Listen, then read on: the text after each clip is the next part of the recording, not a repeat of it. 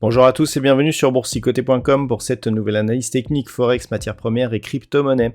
Avec une paire de devises euro-dollar qui est toujours ici dans une dynamique baissière. On a marqué un rebond ici qui aurait pu nous ramener sur la zone des 1,0780. On s'est arrêté sur un niveau un peu inférieur. Alors ce niveau ici, il correspond quasiment au point bas que nous avions eu ici à 1,0765. Il s'agit du plus haut ici de cette bougie. Et on commence déjà ici à repartir à la baisse. On a cassé le plus bas des précédentes bougies. Donc clairement, on est en train ici de reprendre la dynamique baissière. On a eu une hausse du dollar index aujourd'hui. Donc la phase de consolidation que l'on attendait n'a pas duré. Donc clairement, on est toujours ici dans cette dynamique baissière, donc de suivi par rapport à toute cette tendance qui devrait au moins durer jusqu'à demain avec le chiffre de l'inflation américain ou alors après-demain donc sur la diffusion des taux de la BCE.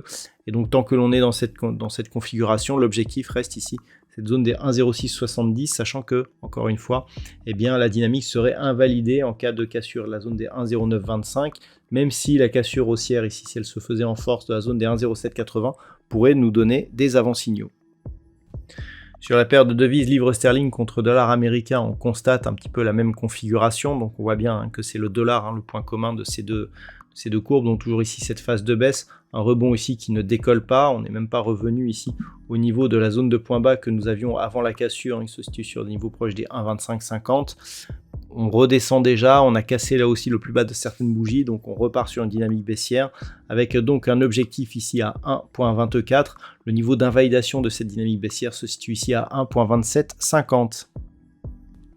Sur l'or, nous sommes toujours dans une certaine neutralité, et ce tant que les cours évoluent ici autour de la zone des 1910 $ l'once, même si nous avons une petite préférence baissière de suivi donc de cette tendance ici avec très peu de momentum, mais qui continue à nous proposer des points hauts toujours de plus en plus bas.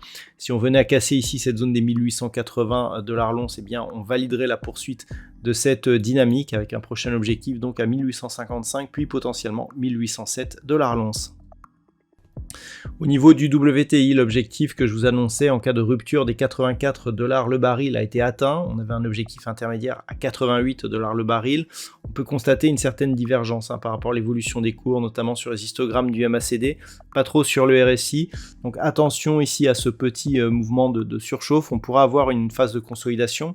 Alors deux choses l'une, soit on a une phase de consolidation et tant que l'on est au-dessus des 84 $ le baril, eh bien on garde l'objectif de poursuite au-delà des 88 à 92,50 $ le baril, soit on continue ici et on guettera donc les mouvements directs qui pourraient nous amener sur cette fameuse zone d'objectif des 92,50. Donc globalement, tant que l'on est au-dessus de 84, la dynamique reste haussière et potentiellement forte. Et enfin, au niveau du Bitcoin, eh bien, l'attaque hier de la zone des 25 200 $ pour un Bitcoin a donné lieu à un rebond. Forte réaction sur cette crypto-monnaie qui a donc rebondi. On voit donc que cette zone des 25 200 est toujours une zone majeure.